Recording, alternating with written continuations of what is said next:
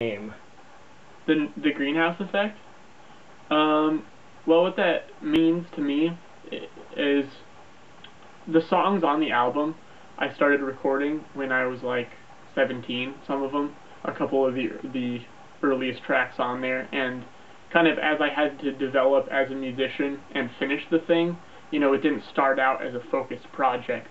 So what I had to do was, I moved from my mom's house, which was a greenhouse in the country, to here when I started college, and the house that I'm living in right now, which is where the studio is.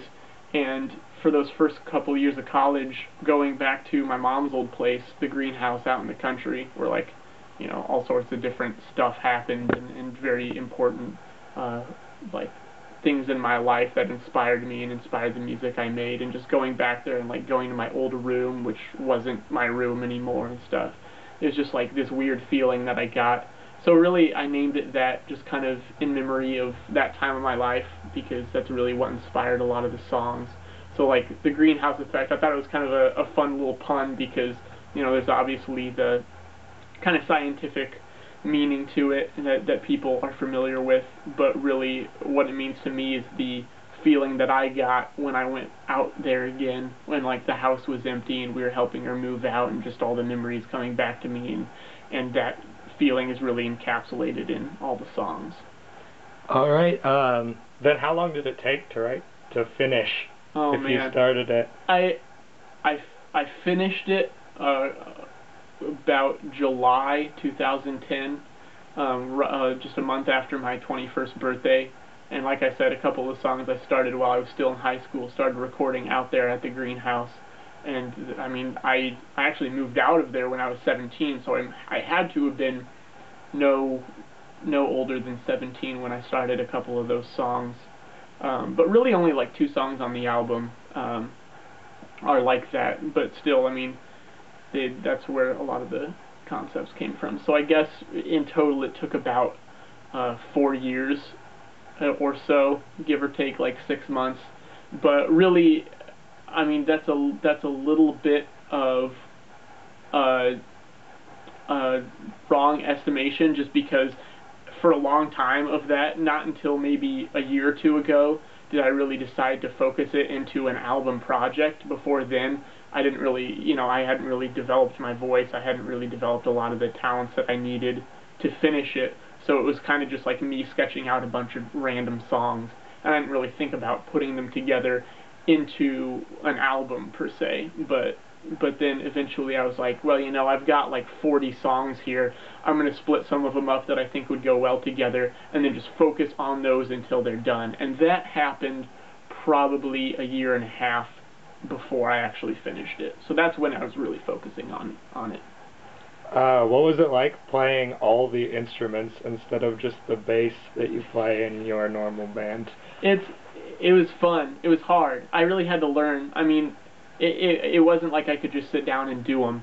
It was definitely a challenge, especially with the drums, because I'm not naturally a drummer, but I was so stubborn, and I knew I had in my head like exactly what beats I wanted for the songs, and even though Mike, the drummer for my band Thoughts of Crossing, he's very good, very capable. It was almost like I was afraid he would overcomplicate things. So I thought, I'm just gonna stick to my guns, be stubborn, learn how to play all the parts for these songs, and then just go do them. But that was the hardest part. But it was fun being able to have free reign with guitar and bass, and then also with drums, and I added in some piano on tracks and things too, because it's kind of outside my comfort zone, what I'm used to doing, since I just play bass in Thoughts of Crossing, so lots of room for experimentation since it was just me. What about the saxophone? The saxophone, yeah, in the first track, Best Laid Plans, yeah. I actually, I really don't know what inspired me to add that in there, but I really like the way that song turned out, mainly because it's the first thing that you hear on the album, and that's a song that actually came together very differently, because usually, you know, I come up with the instrumental parts and I'll kind of record them and think about vocals later. But that song actually came to me when I was walking home from class one day, and the vocal melody came into my head. And kind of the reason I had that be the first song on the album is because like I was so afraid to sing for so long, and like so low self-esteem and no confidence with my vocal abilities, and I thought, darn it, I'm going to just have the first thing people hear on this album be my voice, just face my fears and just get that out there. And I thought that was a good starter also because by the end of the song I play pretty much every instrument that I play on the rest of the album. So it's really a taste of what the rest of it is. You know, there's saxophone, piano, drums, bass, guitar, and other than that, and like the violin that my brother Dan plays, there's not really any other instruments on it. So I thought that that was a good way to start it off, and the saxophone just kind of added to that. It was like the icing on the cake, I guess. What do you draw on for vocal influences, since you haven't done that as much, probably, I'd assume? Yeah, that's a tough question. For lyrics, and I suppose, if you draw on any vocal styles or anything. Yeah, I'll address like the vocal styles first, I guess.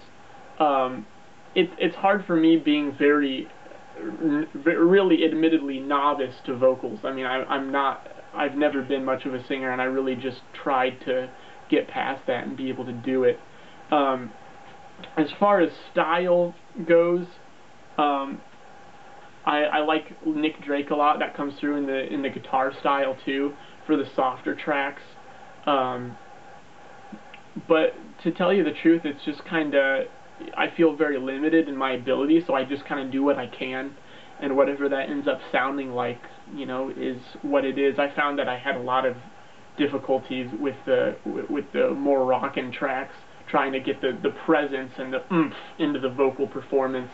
I mean, I like a lot of rock vocalists like Maynard from Tool. I mean, I like him a lot. Trent Reznor from Nine Inch Nails, he's good at that kind of dynamic stuff where he can do the rock stuff, but then also kind of the softer stuff. But it's really just kind of, I guess it was more about what the song needed. So I guess the vocal influence was really just directly from whatever the musical influences were. But as far as the lyrics go, the lyrics are really interesting for me and difficult, and it was hard for me to settle into a system where I could really write lyrics efficiently. Because, you know, you get lots of musicians out there that tend to be like very tormented individuals. You know, like Lane Staley from Alice in Chains, you know, and Kurt Cobain from Nirvana. I like a lot of grunge from the 90s. And you know, their lyrics are so dark, and it's like you hear about their lives, and you know they died so young, people like that, and it's just like seems like so dark, and it's like they lived what they're writing about. But for me, I mean, I don't do drugs. I don't, you know, I'm a really happy individual, yet the music I write tends to be very dark. And I'm like, well, how am I going to reconcile this difference? So what I tend to do instead is draw on outside influences rather than my own experiences, rather than not outside influence, but outside inspiration. Looking more at like what other people that I might know are going through, or even things I hear about in the news that just like hit me, is what I'll write about. Sometimes what I do, actually a lot of the time what I do is I start recording a song before I actually have all the music finished or any of the lyrics written, and in the program that I'm recording you have to put a title to the song, you have to name the file something. So what I do there is I just, whatever the first thing that pops into my head is, I put as the title of the song, and then I stick to that, and I think later I challenge myself lyrically to say, what could I make the lyrics be about that would fit this title? And then I kind of think more as the interpreter of what the title could mean, and then lyrical themes that go along with that. One good example of that, I guess, is track 2 on my album is called Wax Monument. And that's a phrase that just kind of came to me when I recorded that song. I was like, those are just 2 random words that don't even mean anything. And then I got to kind of act as the interpreter later, and I thought, well, wax is something that melts. It's something very impermanent, but a monument is something that's supposed to be everlasting and a symbol of something. So I ended up writing that song about permanence in relationships and tradition, and how really what seems to be permanent and everlasting could just melt away at any time.